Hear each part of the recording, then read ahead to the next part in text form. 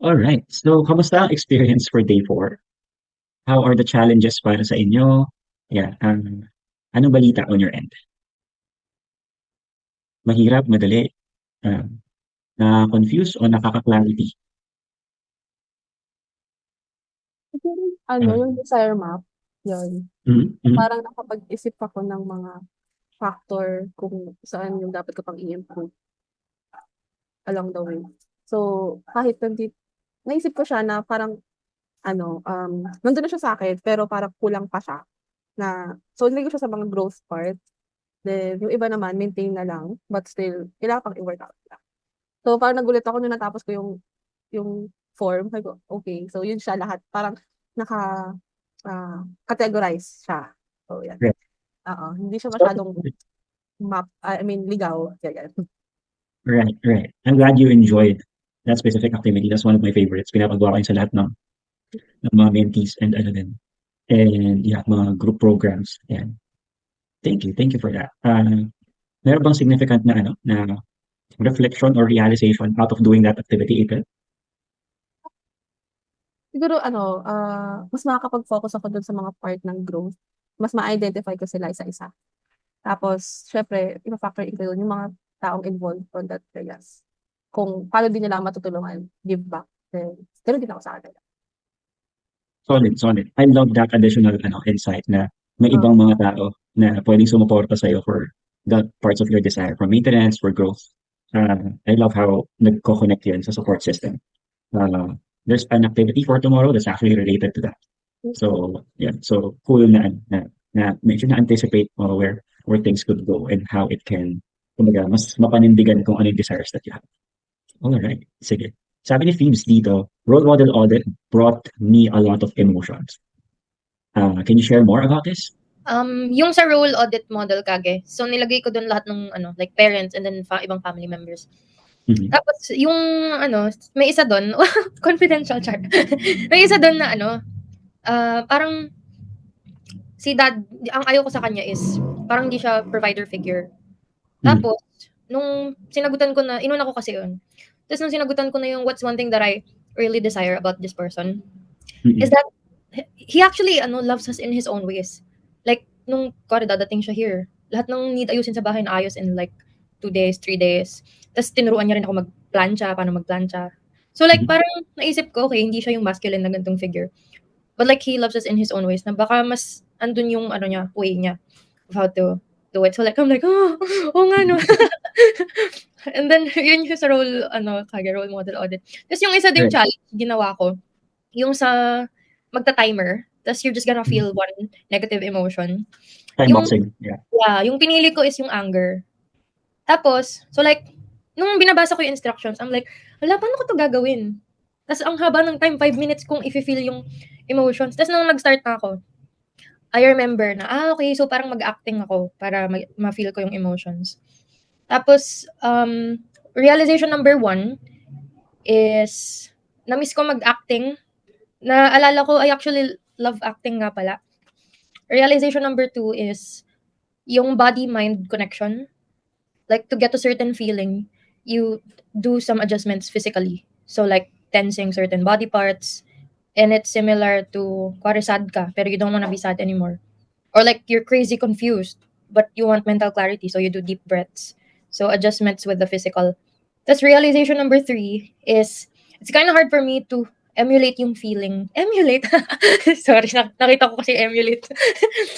It's kind of hard for me to get yung feeling of anger. Kasi it's so rare for me to be angry. So like, the last time I got angry, it's more of, mas na-feel ko yung hurt. Like, I'm sad. Kesa I was angry. So, parang ano, parang 'yun yung ano, naging challenge. Like, ano bang feeling ng angry? Parang gano'n. So, it was a really good ano, activity kage. Mhm. Right. So, it's actually a good practice to be in tune with our emotions. So pwede rin 'to sa positive yung time boxing, positive emotions. Yung main lang talaga na ginawa natin dito is for ano siya, confronting, or releasing or expressing, negative emotions. Ayan. Um, to explain, like the concept of time boxing. Yung apat na yan, fear, anger, guilt, and sadness. Okay? These are the most common negative emotions from psych. No? So, yan yung pinaka na-experience natin. Marami pang mga in-between na negative emotions, but it's basically a combination of those. Okay? Now, what happens is, kapag na-trigger tayo, usually nangyayari yun unexpectedly. Tuwing kailan ito magagalit, tuwing kailan yung fear, tuwing kailan yung guilt, tuwing kailan yung sadness. Hindi mo naman alam kung ano yung magiging source nun all of the time. May mangyayari lang sa paligid mo, o may isip ka, or may nakita ka, whatever that is, may stimuli na nagte-trigger dun sa emotions niya. Ibig sabihin, hindi tayo laging handa to deal with those. Madalas dumarating yung mga moments na either mahuhuli na lang natin yung sarili natin at one point na yun na pala yung nangyari. O kaya minsan, mauubos na lang yung energy natin, makatulog na lang tayo, tapos doon na pala nag-revolve yung araw natin. It started with one point and then tuloy-tuloy na. It feels like fear, anger, guilt, and sadness. Para siyang sniper. So, nagtatago siya, tapos hinahanap ka niya, tapos kung saan ka dadaan, naka-target siya. Tapos hindi mo alam kung kailan ka niya babarilin. Okay? Tapos, malalaman mo lang kung tinamaan ka ng bala. Okay? That's how it usually goes. Now, time boxing emotions as an activity can be like, in-invite mo yung sniper na yun para mag WWE cage match. Okay? Not sure if you're familiar with that, pero nasa ring kayo, tapos face to face, tapos may cage. So, hanggat walang natatalo, hindi pwedeng umalis doon. Okay? Parang ganun yung mode. So, it's one-on-one, face-to-face, like real up close. Instead na may advantage siya sa'yo as a sniper, kapag kaharap mo na yung mismong emosyon na yun, you will eventually get to see habang kunyari, nagsusuntukan kayo ganyan, nalalaman mo na kung ano yung mga favorite moves niya.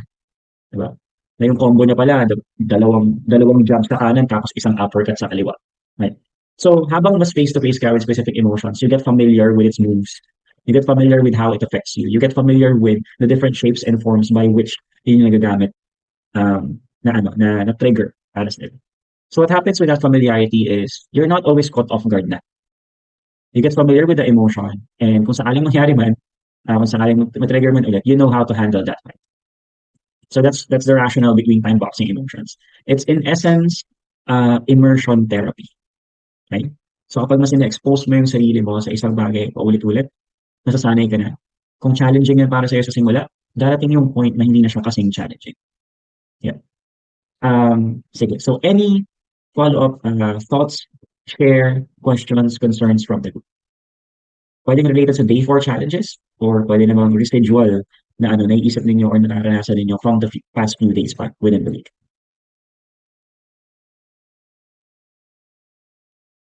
Okay, so magkahiyaan muna tayo ng mga 20 seconds. Sige, I'll be waiting. And sorry. Maingay ba ako masyado? Roxanne? Yeah, so, nagising. Hey, hello there! Hello there! Wala pa siya 1 year old, di ba? Or 1 year old?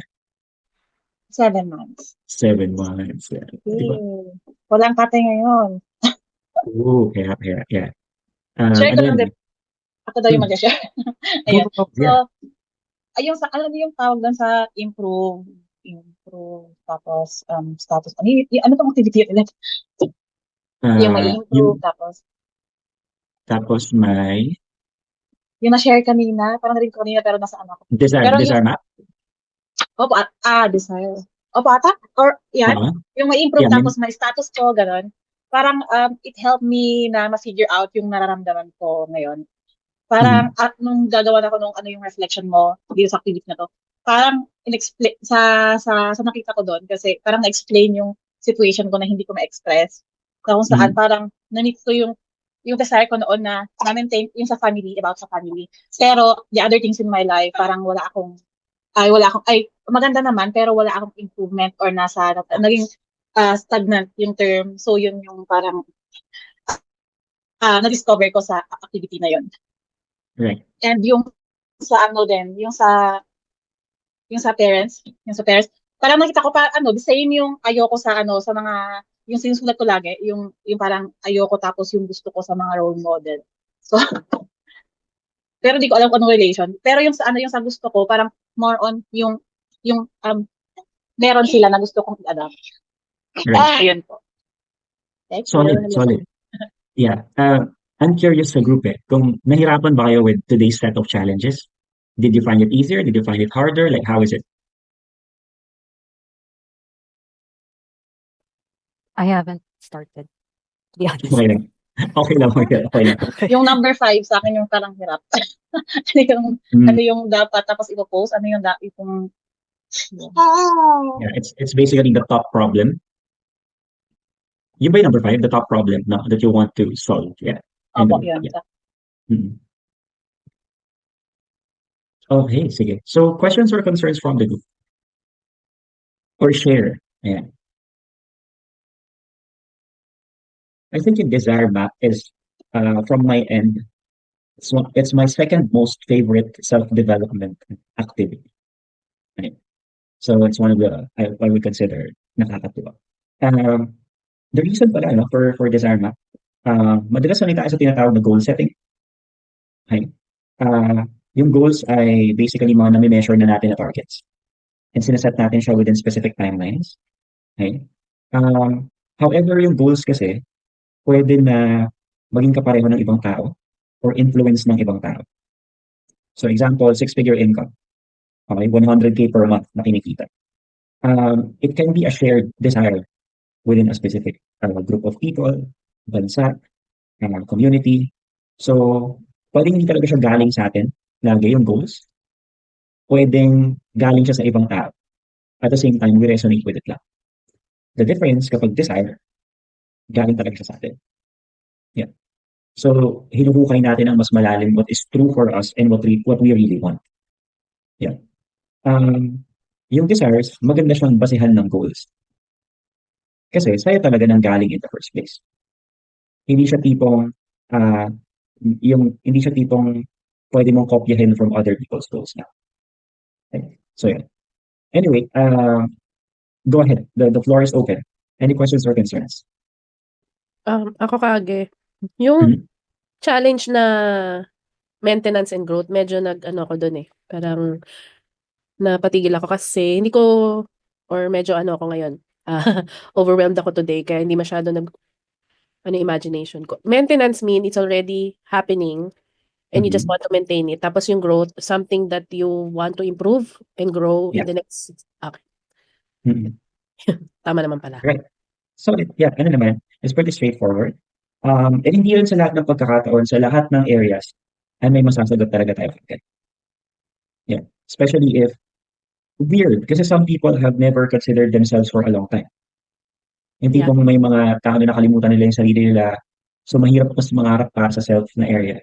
Meron namang mga tao na di alam paano mangarap in terms of pagyaman or business or cash flow. It just depends. Kung nasa mas exposure din natin. So, we're trying to parang broaden the perspective when it comes to building the life na pwede pa natin i-build. So we're introducing these areas in yung mga sub-areas ng mga yun. May considerations tayo ng different angles of what life is about. Pero kung may sagot na ba tayo sa lahat, agad-agad, hindi rin naman. And yung mismo activity na yun, hindi required na lahat masagutan para ma-screenshot mo siya at makinisang siya. Pwede nga isa lang yung nasagutan mo din. Tapos screenshot mo yun, tapos nabasa mo rin. Ang mahalaga is at least nabigyan mo ng space mapag-isipan at makonsider yung iba pa part. So it's totally fine kung ano man yung naging results of you doing the challenge. Ang mas mahalaga talaga is yung reflection mo doon sa paggawa mo ng challenge. Kasi for every challenger, doon na nagiging mas meaningful yung kada activity. Doon sa reflection mo itself. So it's good to attempt, it's good to try. Walang perfect execution.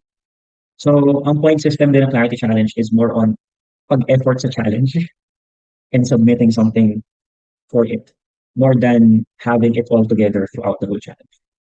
Yeah. So halos lahat ng challenges natin ay may pagka-self-discovery dynamic. Yeah. Any other thoughts from the group?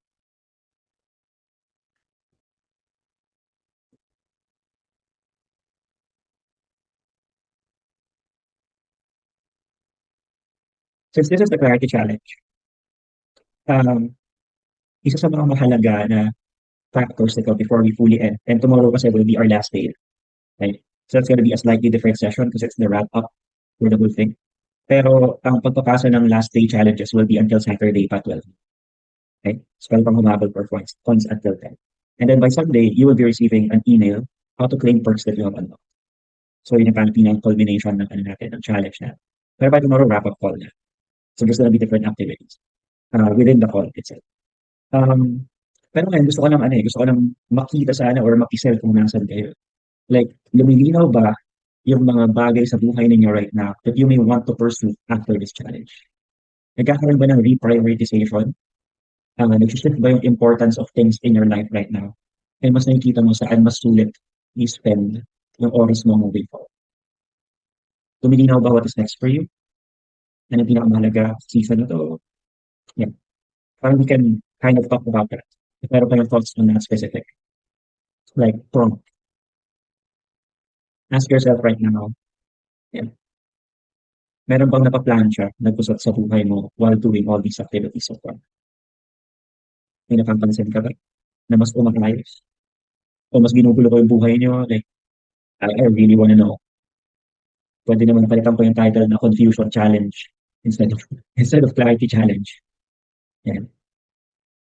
Sa akin, Go ahead. yung last night session. So, after nung session, nag-post na agad ako sa FB. Yung about sa tatanggalin na yung label.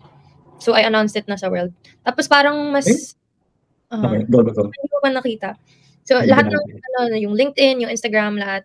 So, inalis ko na yung brand strategist. Tapos nag-focus na lang ako dun sa statement of what I'm actually trying to solve. Tapos parang mas gumaan yung pakiramdam.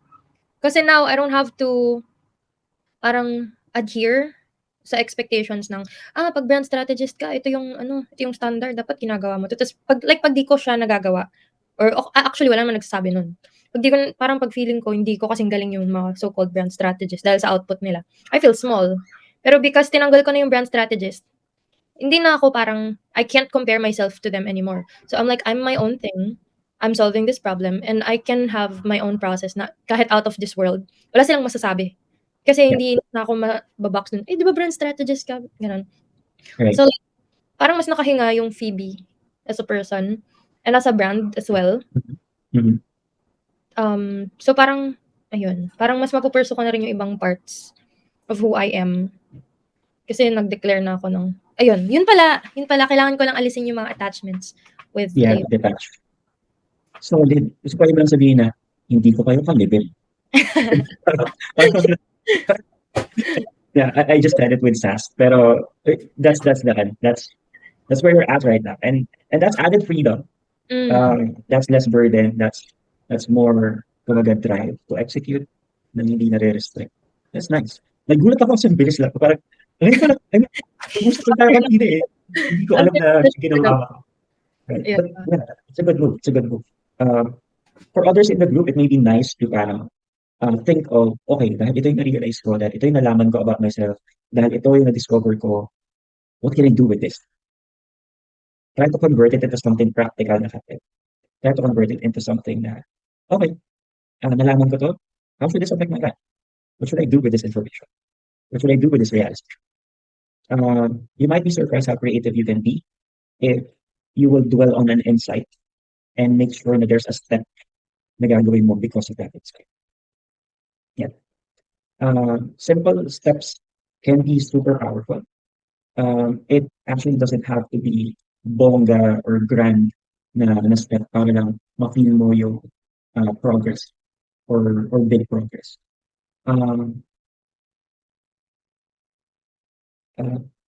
Even simple steps, as long as it breaks a pattern in your life, it will have big impact.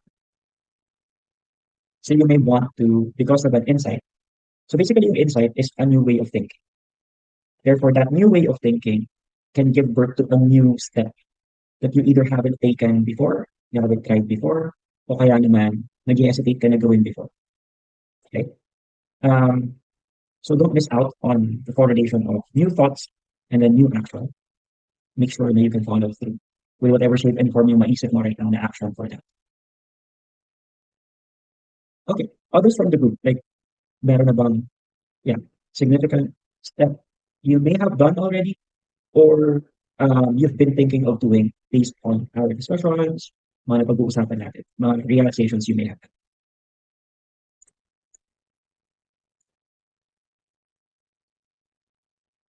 Okay.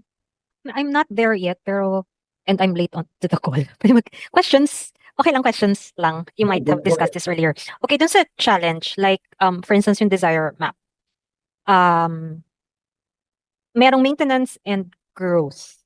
Yes. About self, personal well-being. Like, what do I put under maintenance and what do I put under growth? Gotcha. So for maintenance, the things in your life that are going well, that you also want to preserve, protect, maintain. So not think to change with those areas. Example, like for self, if you're sleeping 8 hours a day and you're all good with that, then you can put that on maintenance. Because you don't want to change it naman. Gusto mo lang na manatili siya. Like mag-preserve siya, maintain siya. And then for growth naman, these are the things that you want to change. So can either be more, less, pwedeng magbago yung frequency, yung intensity, pwedeng mag-target ka ng ibang numbers per air. So yeah, things na pwede mong improve. And some things, pag pinasimple lang natin, it's either more or less. Some things improve by adding more of it, some things improve by cutting down on it. All right. I had another question and here. Yung Go ahead. sa referral mode, so I'm assuming I can just skip this if I'm not yet looking for referrals. Yes. Okay. Yeah, pwede. You can also like practice it with friends na alam mong parang ano ba? Yung tipong they will not refer you right away. Pero you know na it's something along the way na pwedeng mangyari. All right. I do this with friends who are busy. Na yung tipong, okay, drop lang ako ng message pero alam ko magre-replyan after mga 5 to 6 weeks to. It's like planting seeds lang of sorts. Yeah, but I do have friends like that. I'm not sure. I know network. But yeah, your call Okay. with this. Okay. Well, looking at the challenges, what I'm thinking now is, first, I will want to really like sit down and work on these. So, siguro for the purpose of the challenge, I just take a screenshot and submit that. But I'm gonna work on it like after this week. Right. And then, I don't, yung 4 and 5, it's parang wala pa ako dun and I'm not gonna get there, within the week. So I'll skip that. I see yung isang challenge, yung top problem and posting it on social media. Mhm. I'm iffy. I mean, Correct. yeah. About posting. Okay, isang challenge yesterday is to post on social media rin, right? I'm curious, like, what makes Yeah. me. I'm not sure how I'm gonna feel about it kasi walang nag-reply. Right. Una, parang part of me okay lang kasi I'm not really I don't put my life out on Facebook. So parang kebs, okay lang. Pero napaisip din ako na bakit wala? Like they Right. don't care. They just see it as one of those posts na, asking for comments, engagements. And my post, I attached a video. And diba, if you attach a video on Facebook, you see like how many people like play that video or yes, you have seen the Right. video. So there were at least Yeah. 20 people who have at least seen it. But I didn't get any reply. I'm not sure how I'm gonna feel about it. So but i-let go ko na lang. I mean, parang I get at the you. end, it's just, an exercise that didn't produce me results. So, okay, and Mariel, move on. Ganun. Yeah. So that actual exercise. So I'm actually puzzled as to why. Ang naisip ko lang right now It is, wasn't public though, ha? yeah. So Yeah. it's for friends. Right. Let me do a real quick search. I'm gonna look at your profile. I removed it na. Hindi, okay lang. I'm looking at the number of friends you have. I don't max out my Facebook, friend limit. Siguro mga 4K. Facebook, over 1,000 lang. I keep cleaning. Gotcha. That actually makes sense. Parang if we look at it from 1,000, the maximum number of people who's going to see it is around 50. If it's just organic, so that's fine. Yeah. There's net. And then it depends on when they see it. So if they do see it, do they have the time to engage with it fully based on the caption itself? Not trying to justify like the post itself, and not having responses. Kapag video, meron ding autoplay option, which Yeah. means as they are scrolling, uh, yeah, may chances na it plays on its own. And if it's like a 3-second play, nagka-count na siya as view Mm. dun sa actual video kahit di pa talaga nila napanood ng buo. So yeah, but the exercise itself, uh, it is actually a repeatable one, and it can actually be done for any type of audience, not just the social media Mm. uh, post. It can be part of feedback. If you're part of teams, it can be a verbal thing na pwedeng tanungin with friends and pwedeng maging icebreaker of sorts. It can be something that you you do regularly with different social media platforms. So just different ways to get that. Feeling ko Facebook is not the best platform para sa'yo mismo, Mariel. I think knowing you, though it's not a usual post on LinkedIn, it may have a shape or form na mas para sa LinkedIn, and people would respond Ah. kasi mas LinkedIn person ka. Ah, Kasama ka? well, yes, but inactive ako sa LinkedIn din for like the past 2 years. So I need to, so ang naisip ko ngayon, well, naisip ko na siya. Connecting it to what I shared last night, I need to start being active again on LinkedIn. Right. I think that's really, really suitable platform for whatever is ahead of you. Yeah. So yeah, Yep. mapa-freelance man yun or stay in corpo or whatever shape and form of collaboration. I think LinkedIn is more right for you as a platform. Yep. So yeah, it's on my to complete list. I want to be active there again. And I it's not always easy to reactivate. I know. Mhm, mhm. I tried it a few times sa LinkedIn myself. Sinusukuan ko rin talaga siya. Parang ang tagal ko nang wala sa super professional kind of of spaces. Puro casual yung yung conversations ko with people. Nawala na ako sa hulog ng mas Yeah. formal na approach. Though I feel And LinkedIn. yeah. Go ahead.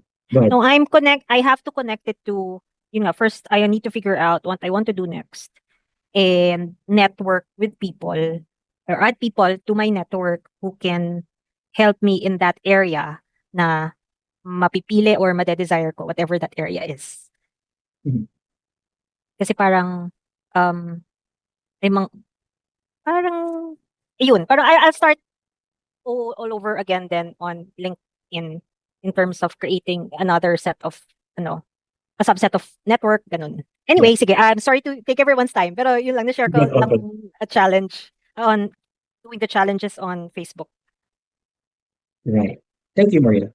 Because really, nakakatulong yung mga bagay. Hindi lang yung mga action na ginagawa natin. So in terms of challenges, but even the things that we don't take action on. Mm. Ano yun eh, that's purposeful na, na commitments. There will always be things na better for us to do and things na better for us not to do. Mhm. And that's still part of the whole clarity assessment eh, na ano yung bagay na mas pasok sa'yo, go. Ano yung bagay na mas hindi pasok sa'yo, then it's totally fine to let go. And meron din naman mga bagay na hindi pasok for a season, as Yeah. opposed to mga bagay na hindi pasok for a lifetime.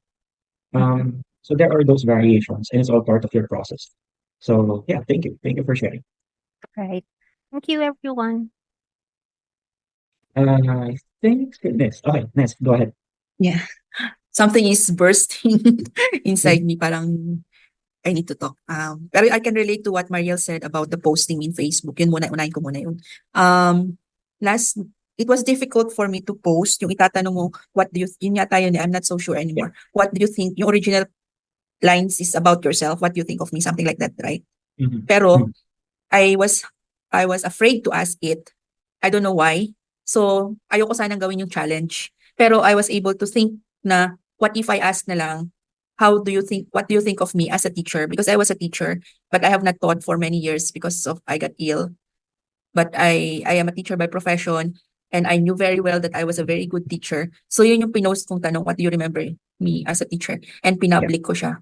But I was, yun na yung parang, okay lang na walang sumagot. Pero nung walang sumagot, I felt hurt. Kasi asan na yung mga students ko, asan na yung mga taong nakakakilala sa akin. Pero yung in-explain mo nga ngayon tungkol sa algorithm and all, siguro yun nga yun. So, there's a danger to be, there's not really danger, parang you're putting yourself in vulnerability when you expose yourself to the public.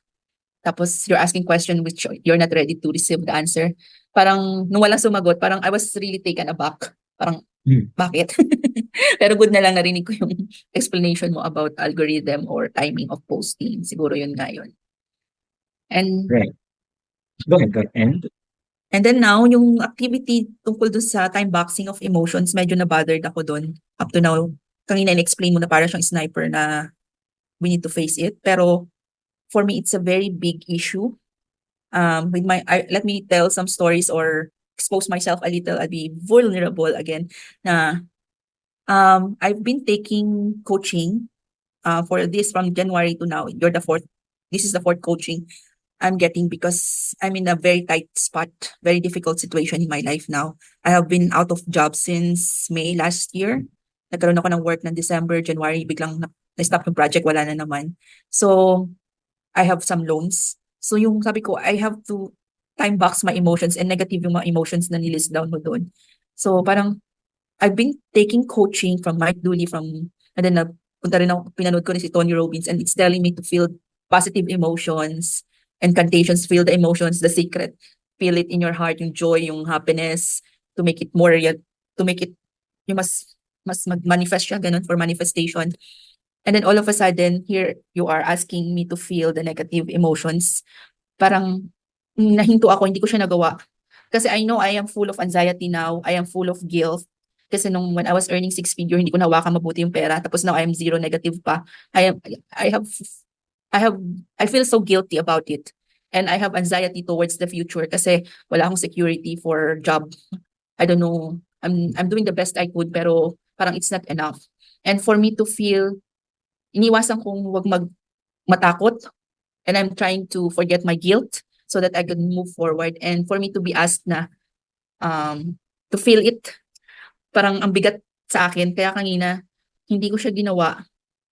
Pero yung gusto ko ring maintindihan from you, the purpose for that, para maintindihan ko siya kung I would really benefit from it. Right. So, to explain what I hear from you, and from my point of view, it's along the lines of you've been running away from the sniper for quite some time. I'm Does that trying make sense? because I feel like it's paralyzing me. If I will continue to feel it, parang madedepress ako pag hindi ko siya, pag niramdam, ano ba Tagalog? Parang pinakiramdaman ko siya. If I dwell on it, ayun. Gotcha.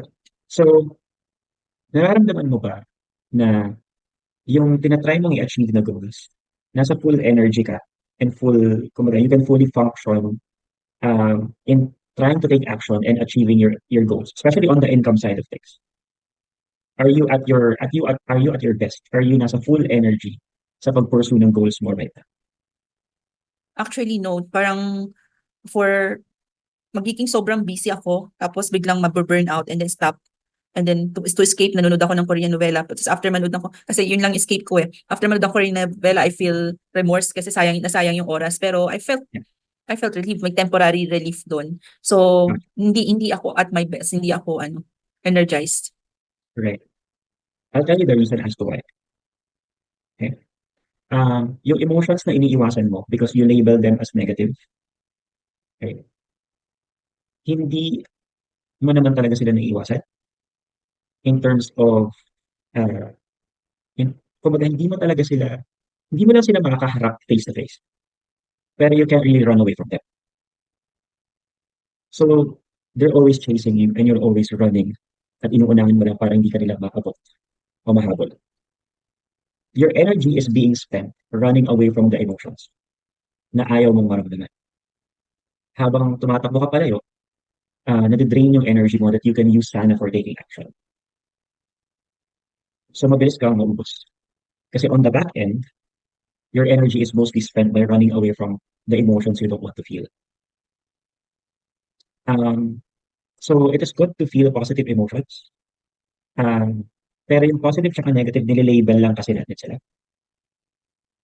Fear, anger, guilt, and sadness are not necessarily negative emotions. Labeled lang sila as the negative emotions from psych. Pero by function, natural yung feelings na yun and yung emotions na yun because it helps us navigate life. So if you cannot feel fearful, you won't feel any kind of hope. If you're not feeling sadness, you won't know what joy really is. If you're not feeling guilt, hindi ka magiging proud of whatever achievement you can have. So basically, these are just two sides of the same coin. By trying to run towards the labeled positive emotions and run away from the labeled negative emotions, nasasayang yung energy mo. So it does take time para ma-reconcile yung experiences na yun and find usefulness in both. I'll give an example. If you have something na, kunyari, sige, specific example. So ako, ayoko nang umabot sa point na ma-zero ulit yung bank account ko. Ibig sabihin, I have a fear na ma-zero yung bank account ko. Because of that fear, napapag-move ako towards making sure may cash flow na papasok sa bank account ko. So fear, in that sense, pushes me towards the right kind of action. Okay? Hindi siya necessarily a negative emotion, pwedeng ganun yung label niya. Pero yung usefulness niya is evident. Fear na ma-zero yung bank account ko pushes me towards creating more money. Not just one example. Okay? So, kung meron kang mga past experiences na associated to these emotions, meron ka rin pinaghuhugutan ng something that can move you towards action. But if the goal is just to run away from the emotions, patuloy na maubos yung energy mo and makakompromise how you can move forward, even if alam mo na yung gagawin mo and the direction that you are headed. Does this make sense? So I'm not pushing you na biglang gawin yung time boxing emotions. Okay? It's totally fine even if you don't submit that specific activity because it may be too intense then for you right now. But at the very least, try to weigh, meron ba talagang pagkakataon sa buhay mo before na naging useful yung isang negative emotion for you? Na kung hindi mo naramdaman yung emotion na yun, hindi ka gagalaw in a specific way. Kumbaga, give negative emotions a chance to play their part in your life. Because they are human emotions, not necessarily negative emotions lang. Kaya medyo confusing kasi nilabel na natin na positive tsaka negative eh. But if you look at the function, if you look at the utility, if you look at how it can move us towards specific directions and actions, may silbi yung negative emotions. Hindi sila all bad.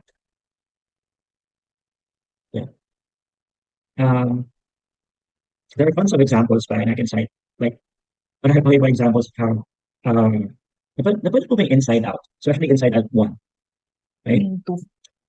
Yung 2. I suggest you watching 1. And Inside Out 1 and 2 is it is based on psychology, it is based on neuroscience. Right? So it's a Pixar film for kids, pero it is actually science now. So 1, not gonna spoil you kung hindi ko siya kapanood. But si Sadness is one of the characters, si Joy is one of the characters. And basically they're opposites. Okay? But both of them play a role in the life of Riley, which is yung bida, that kid sa movie. I suggest you watch Inside Out 1. Kasi mas doon highlighted yung correlation of joy and sadness as opposite emotions. Yeah, I remember birthday nung apo ko nung December, yun yung theme niya sa birthday. And we bought these t-shirts and yung t-shirt ko is it's okay to feel all the feels. Yun yung tagline niya. Right. And here's the thing. Even with the other personal development coaches, you mentioned Tony Robbins, di ko kilala yung isa that you first mentioned. Even with their practice, meron ding times that they advise for us to feel all the feels. It may just be kasi hindi mo lang makakonsume lahat ng content nila sa sobrang dami. Okay? But there are nuances to people's experiences. Sometimes it's okay to just cry. To cry out. Sometimes it's just okay na nakatunga ka lang muna at hindi mo alam yung gagawin mo at ramdam mo yung bigat at tangkot sa sitwasyon. Because that's what's needed in the moment. Napipigilan natin ang pagiging tao natin by resisting what is natural responses naman talaga. It's part of who we are as human beings. So, doon nako-consume yung energy. Because you're trying to run away or resist the natural. Natural yun, so hindi mo talaga fully mapipigilan. It will catch up on you at one point. And yun nga lang, pag catch up yun sa'yo at one point, hindi ka ready. That's why ang usual na nangyari to people is they break down. But if there's a part of you that gets ready to handle even the labeled negative emotions, it won't affect you as much. So breakdowns will be seldom. Breakdowns will be unnecessary if we get ourselves prepared to give space for every emotion that is there in our journey. Kung hindi ka nahihirapan ngayon, hindi mo nararamdaman masyadong fear and anxiety and stuff, kapag nalampasan mo na to lahat, di mo rin ganun may enjoy. Kasi parang di mo naman naramdaman na hirapan ka eh. But kung naramdaman mo yung bigat talaga ng sitwasyon, all that, when you break through this, it will be a point of celebration like no other. So, I hope that makes sense. It did. Thank you very much. It's very Solid, insightful. solid. Yeah, I've been to depression myself. Kaya ko lang maging masaya ng ganito kasaya sa buhay ngayon kasi naranasan ko na what it feels like to be ayaw ko na mabuhay. Yeah, and minsan sobrang nakukulitan sa akin yung asawa ko kasi kukulitin ko lang siya, asarin ko lang siya and all that. But it's just me celebrating life. It makes me feel alive and giddy and ganun talaga. But if she met me during the years I was depressed, I was a very different person. Hindi ako mag-joke whatsoever. Yeah. So, other questions from the group? Anything you'd like to clarify or iba to as a question? Mm. Go on, Ella. Ang galing lang nung sinabi mo na you've been through depression, so you're okay now kasi you know the feeling na parang that hit me kasi parang ganun din ako. Parang even if yung mga same situation before is coming back again, kasi di ba nung last times, diniscuss mo rin yun, it will recur. Ang kagandahan if it recurs, tapos same people throw that to you, or same scenario, iba pa rin pala yung impact sa'yo. So you have the choice if it's going to affect you as much as before or it's just going to be like a laughing matter na sa'yo. So, isa yun sa wisdom ng mga hardships na pinagdadaanan natin na nabibigay sa atin, di ba? So, nagagamit mo yun sa growth mo, again, because you chose to use it for your growth, not for you to deteriorate. So, at the end of the day, it's not just season, but also it's you choosing what you will use that emotion with. Tama ka dun sa lahat ng emotion is valid, lahat you should feel it. And nangyayari rin sa akin yan, kagaya ngayon may deadline ako bukas, mag-edit pa ako, pero talagang hindi ko siya feel gawin. Hinahayaan ko yung sarili ko na wag mo nang gawin. Kasi the more na nag-exert ako just because of the deadline, the more na parang walang magandang output na lumalabas. Pero pagka hindi procrastination pag feel ko nang gawin siya, it just takes me parang an hour, it's done na. So the productivity rin lumalabas because you let that moment come to you, hindi yung hinahabol mo yung moment din. So ayun, yun yung isa sa mga realization ko doon sa challenges for the last since Tuesday. Na parang hindi naman pala mali yung mga moments na hinahayaan ko lang yung sarili ko na kasi parang feeling mo ang tamad mo no, parang wala kang ginagawa. Parang hindi naman pala yun, hindi siya bad in a sense of it's doing something bad to you. It's actually making you more productive because you are not forcing yourself to do something that will make you feel more bad after. Instead of, i-congratulate mo yung sarili mo dahil may nagawa kang tama. Actually, mas nagagalit ako sa sarili ko pag hindi tama yung nagawa ko at the end of the day dahil lang pinilit ko yung sarili ko. So, yun. I chose to be more calmer and kinder to myself after all the things na naging reason din nung yung mga bakit parang gusto ko na lang mag-fade away for the last years. And then, I realized hindi lang doon nag-i-stop yung yung reason mo for doing things So, ang mo na lang is use it not against you, but use it for whatever that you think you are here for. Yun actually yung yung hinahanap ako ng clarity ngayon, yung purpose ko, why I am here. So, kahit na hindi clear sa ibang tao na parang ang dating, wala kang ginagawa or wala kang results. Para sa akin may results ako when I see myself and when I focus on myself only, on what I am doing, nakikita ko yung result. Kasi, kagaya rin kanina sinabi mo, sometimes you are being influenced by what you see in other people's, what's happening to them. You think you're not getting a mile or another step just because hindi kayo pareho na nangyayari sa inyo. So, ayun, isa yun sa mga nagiging clear sa akin ngayon. And I'm grateful na nakikita ko yun kasi dati parang I'm beating myself up for bakit ganito na yung mga kaibigan ko, ganito na yung nararating, tapos ako hindi. May mga ganun ako moment, pero dahil dun sa mga naranasan ko nga before, na-snap, saka may mga coaching din ako na pag nasalihan before, it helped. So, it really helps yung ganito, yung mga discussion that parang you're in a psychotherapy in a way. Kasi you're pulling it out of you eh. You're trying to find the sounding board. And you find it in this kind of environment. So, bago matapos yung session natin, baka tomorrow marami ng I'd like to thank everyone here, especially Kage, for making this happen. Kasi ako, wala talaga akong makausap na medyo komplikado yata ako mag-isip. Parang overthinker ako and loud at the same time on being an overthinker. So no one seemed to see the real root of what I'm saying or what I'm trying to pinpoint. And yun yung struggle ko ever since. Ngayon sinasabi ko, why would I try to make people understand kung ako mismo hindi ko ma-understand yung sarili ko. So yun yung journey ko ngayon. Trying to understand myself and being kinder to myself. Kaya, ayun, parang ang dating, wala akong pakialam sa sinasabi ng iba, but I care a lot. Di ba contradicting? Pag walang nag-like sa Facebook post ko dati, medyo parang may sinabi ba ako mali? Meron bang mali doon sa sinabi ko doon sa Parang minsan may dinidelete ako. Tapos ngayon, I don't care na. Kahit walang pumansin ng post ko. Kasi nagiging standard na siya ngayon minsan. Sometimes ginagamit din siya ng tao to hurt you eh. I don't know why.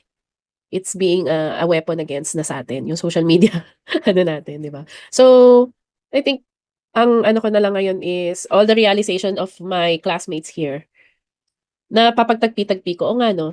And yun nga, grateful ako na kahit papaano may affirmation ka na you're doing the right thing and at the same time, you're trying to improve even if you think there's no way na ma-improve mo na yung sarili mo. So yun, thank you. Thank you for sharing that. Here's what I see. We're merely scratching the surface. Okay, ito, like what we're doing here. Ano pa ito eh? Unang, treat it as your baby steps palang towards the next season, what you're trying to do. Many of us, we label ourselves as newbies when we're entering into a new career path, may transition tayo to something na wala pa tayo experience. And yes, rightly so, kapag wala pang masyadong alam sa isang area na susubukan mo pa lang, pwedeng newbie ka sa area niya. Okay? But none of us is a newbie at life. Okay? None of us is a newbie as a human being. Wala naman dito 1-year-old or toddler. So, I mean, meron kanina, yung kid ni Roxanne. So, pero sa atin mismo as magkakaklase dito, di ba, in the Clarity Challenge, we're not newbies at life. Yung pinaka-newbie at life na dito si Phoebe yata. 28 years old is when our prefrontal cortex, okay, where yung brain natin is fully developed. Okay, 28 years old. So all of us here, kumbaga, hindi pa yata Fuse na parang wala pang 28. Si Fuse na yata wala pang 28. Okay. Pero at 28 years old, ganap na tayong tao. Okay. That's what I'm saying. No one here is a newbie at life. We may be new to certain experiences and kailangan pa natin i-figure out yun. Pero if we get to connect the dots, okay, of our existence so far, sobrang daming treasures doon na we're yet to alam mo yan, parang may baul pero hindi mo pa binubuksan para makita yung treasure na nandun sa loob. So I am hopeful for each of you. Like these are baby steps and we're merely scratching the surface. Mukhang matutuwa kayo sa session kinabukasan. Meron rin akong binibentang panyo, pwedeng hulugan. And kung maluha man kayo bukas, and pwedeng gamitin. Okay. I really love yung isang mo doon, like nasabi mo doon na may minsan may contradicting parts of who we are and how we present ourselves to the world. And I'm glad that you're already over the burden of kumbaga, trying to adjust or adapt to lahat ng sasabihin ng ibang tao. Kumbaga, you've unshackled yourself from yung ganong social pressure. I also find though, like with our Wednesday discussion or Tuesday discussion, which is more about social relationships, diba? Yan yung Tuesday discussion natin. I also find na um, you may not be as ready to expand relationships then. So mas you keep yourself to an inner circle. Kumbaga, mas onti kahit mas okay na kahit konti lang as opposed to kumbaga, you're putting yourself out there. Tingin ko, it's not just about opportunities for yourself. It feels like your life is a gift that you are also withholding from others. Sadya man hindi sadya. It's based on your pacing and your choice. Pero mas nangihinayang ako para sa ibang mga tao na they will be missing out on you as opposed to you will be missing out on other people. So based on what you've been sharing sa Clarity Challenge so far, I feel like there's a unique value na they get. If only people can see or witness. Ayun. So, mas tingin ko, mas kawalan ng ibang tao na hindi ka nila makilala kaysa sila yung hindi mo, kaysa sila yung kawalan mo. Okay. At this point, and I may be biased, but yeah, there's something there. Ano to? Sorry. Inig message. Ano yung entrepreneur talaga? Sorry. Hindi ko, ba yan? Binibentahan mo kasi kami panyo. sorry. Okay, sorry. Late react na pala to. Joke. Sabi na April. sorry. Tapos sabi na April, retreat rin pala atake nito. That's part of the feels of how I want it to be. I used to do a longer version of this. This used to be a 6-week program. 8 weeks pala, 8 weeks program to before. The Clarity Challenge. It was called Clarity Series before. So we've distilled it and tried pa rin it's continually evolving. But yeah, now it's a 1-week version. Yeah. Anything else from the group? We have 29 minutes. 19 minutes pa. Tawag yung math ko. 19 minutes. Yeah. May gusto ko bang sabihin? Yeah, go ahead, bro. Yeah. Sorry, ngayon lang ako mag-share kasi nasanay ako na since bata, sinasarili ko lang yung mga parang nasolve ko mag-isa. So, ayun. So, kagayon nga yung sa one-on-one sharing natin. From God's Camp, tapos Failure Businesses. Parang nung i-reevaluate ko yung sarili ko. Parang yung nakita ko lang agad na parang takot na pala ako ulit na mag-fail. Mag-fail. Ako kasi, sorry, busog lang hinihingal. Parang takot lang ako na masabihan ako ulit ng family ko o ng wife ko na yan, failed na naman. Parang sila na lang yung meron ako. So, yun yung tingin ko na reason kung bakit ako. So, ayun, di ko alam kung ano yung gagawin. Kaya nung in-offer mo sa akin itong course, yun, talagang ginrab ko siya. Kasi ang nangyayari sa akin, parang na-enjoy ko yung night. Yun din yung reason kung bakit napupuyat ako. Kasi ang peaceful. Parang sa gabi lang, ang tahimik, madilim, so, ganun. So, yun, lagi ang question ko, ano yung dapat kong gawin? Kasi, yun nga, parang takot ako na ulit, magkamali. As I mentioned before, gusto ko makita ng mga kids ko na ako yung best at in the world. Solid, bro. I appreciate you sharing that. Meron lang akong intrusive thought na akala ko yung kasunod ng tahimik sa madilim is parang mga-hold up. Sorry, I just had to let go of that intrusive thought. But the idea, bro, you strike me as a person who has a sense of humor. Would you agree? Yeah. And nasabi ko lang yan kasi even nung nag-one-on-one tayo before, nagigets mo yung mga joke ko tapos natawa ka. So either ibig sabihin nun, parang binobola mo lang ako, o kaya talagang, same tayo ng wavelength when it comes to humor. Okay? There's a lot of advantage to that. I'm saying this specifically kasi alam ko gets mo. How it is like being with your kids and like making them laugh. Does that make sense? You strike me as not, hindi serious type na tatay. Do I read it right? wala ka namang minention sa akin na anything about it eh. Pero yun yung avatar na nakikita ko when it comes to you find delight in making people happy, in making people smile, in making people laugh, especially those that are around you. Yeah. That's a superpower in itself. Okay? Address ko muna yung mga other stuff. Okay? Hindi maaalala ng mga anak mo kung magkano kinikita mo. Yung asawa mo lang. Pero yung mga anak ko, hindi magiging part yun. Okay? Hindi yung magiging part ng parang criteria nila na the best tatay siya kasi ganito yung kinikita niya. Wala pa silang understanding when it comes to the finances. Well, hihingi lang sila ng hihingi ng mga trip nila kasi di nila alam kung magkano yun. Na tipong akala mo napupulot lang yung iPad, di ba? O kaya parang isang jeep away lang yung Hong Kong Disneyland.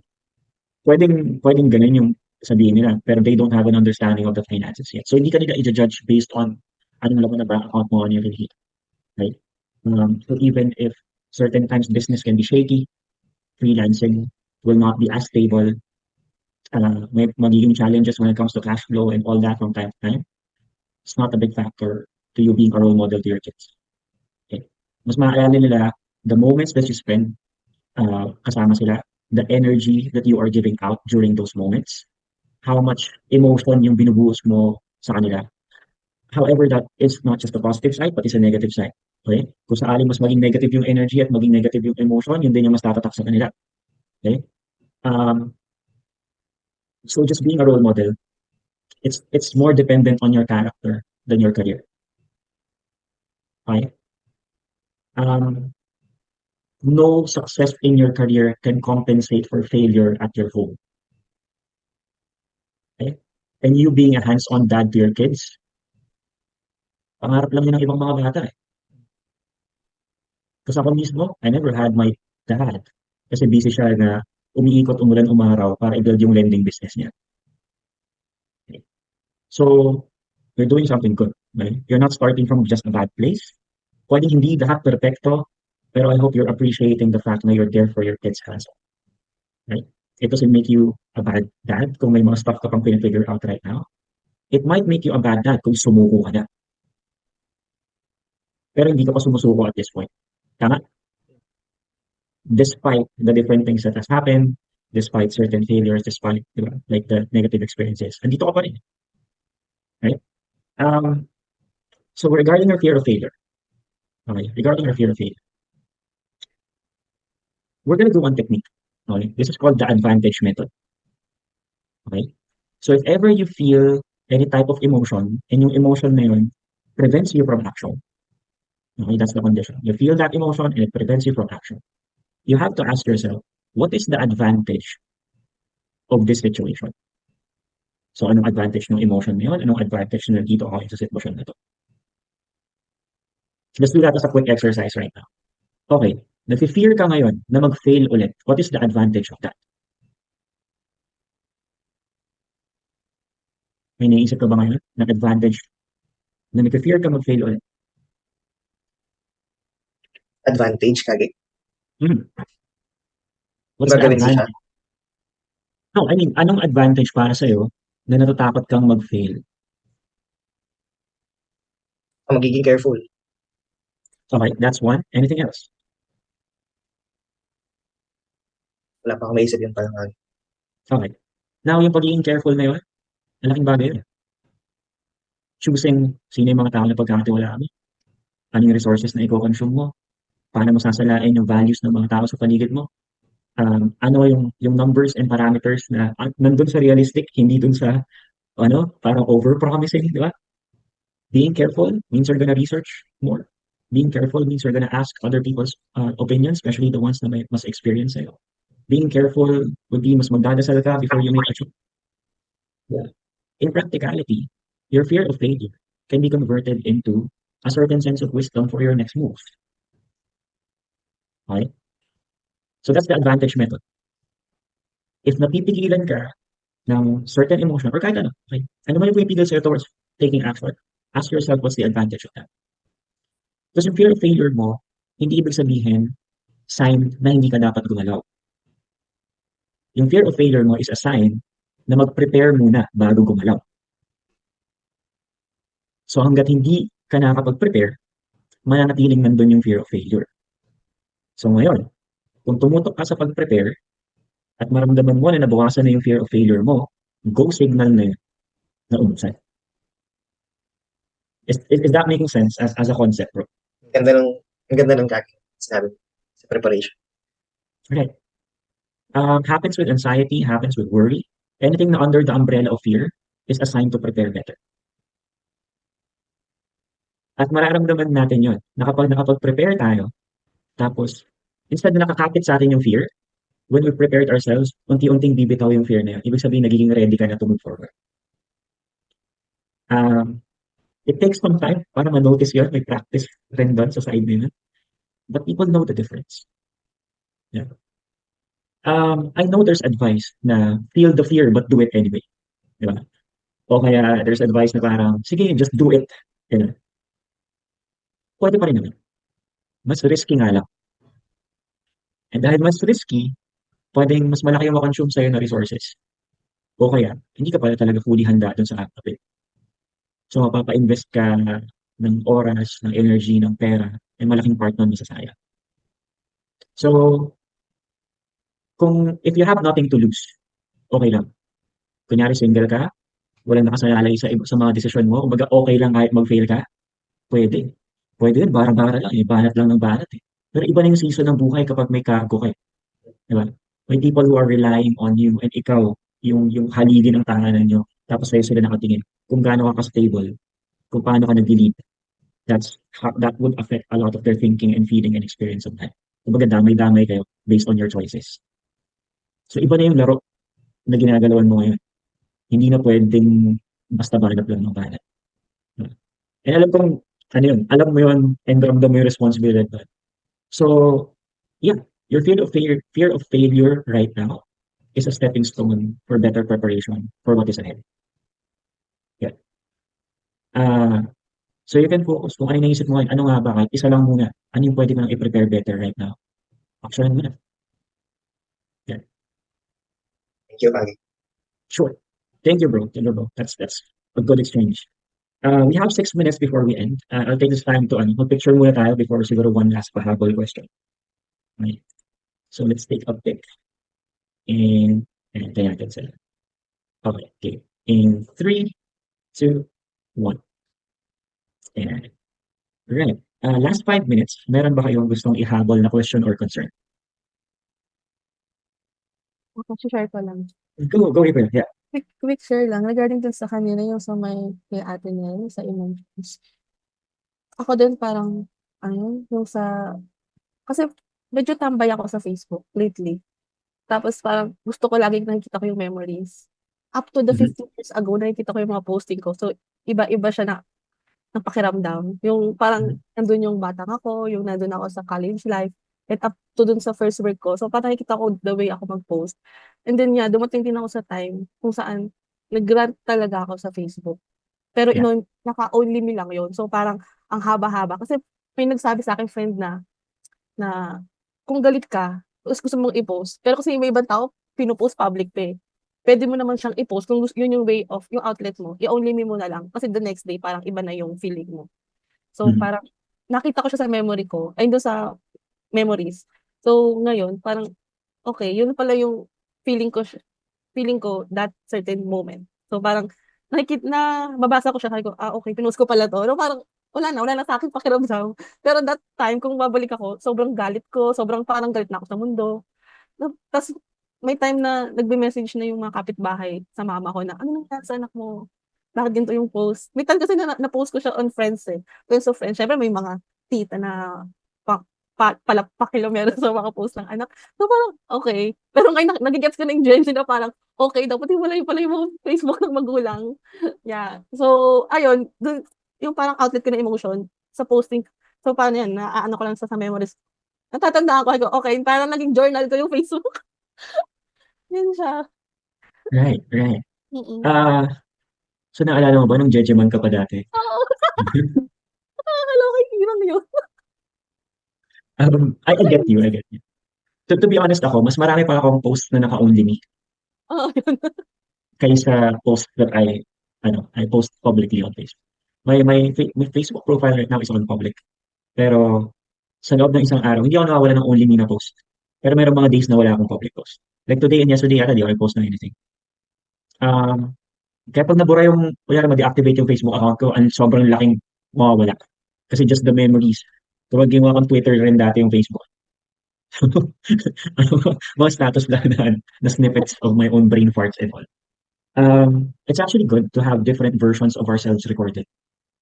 Facebook man yan, journal, mga Google Docs, nasa Google Drive, whatsoever. Yeah. Don't remind me ka, ginawa lang yung akin. Sorry. Kaya pwede yung i-download. Ako yearly gina-download ko na. Okay, so, yun lang. Parang, alam niyo, lahat ng data niyo, you can access ko din. Anyway, thank you, April, for sharing that. Na-remind lang ako na mas ma-appreciate mo yung journey if you get glimpses of who you were before. And then you can connect the dots. So, kaya rin tayo nagpipicture for ganito, diba? Tapos, meron tayong GC and all. Kasi, hindi mo na matatandaan halos lahat hindi mo na matatandaan 100% lahat na napag-usapan natin. But at least how these moments have affected you and has pushed you forward. Yan, masaya ako na sama-sama tayo dito, part ng journey ng isa't isa. And yeah, the discussions and the sharing nakatulong in pushing us forward. Yeah. Thanks for the only me idea. Oh yes, utilize that. Okay? Kasi asawa ko, hindi lang. Joke. Ayun. I guess for now, ganun lang muna tayo. So, I'm gonna be letting you go. Take care and abangan natin yung challenges for tomorrow. See you sa wrap-up call rin. Sige. Good night, everyone. Bye for now.